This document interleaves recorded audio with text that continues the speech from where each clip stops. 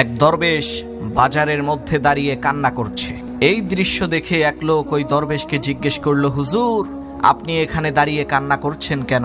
কেউ আপনাকে মেরেছে নাকি? তখন সেই দরবেশ বলল, আরে বাবা না, কেউ আমাকে মারেনি। তখন ওই লোকটা বলল, তাহলে আপনি কাঁদছেন কেন?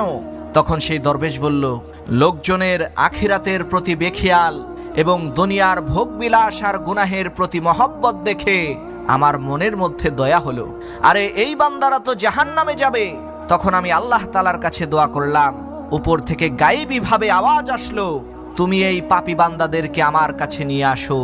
এক ফোঁটা চোখের পানির বিনিময়ে তাদের সারা জীবনের গুনাহ আমি মাফ করে দেব।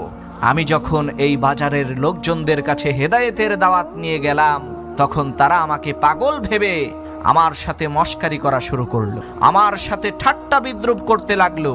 আর এই দুঃখে আমি কাঁদছি, হায় আফসোস, এখন তো আল্লাহ তাআলা মাফ করার জন্য প্রস্তুত আছে, কিন্তু এই সকল পাপী বান্দারা মাপ চাওয়ার জন্য প্রস্তুত নাই।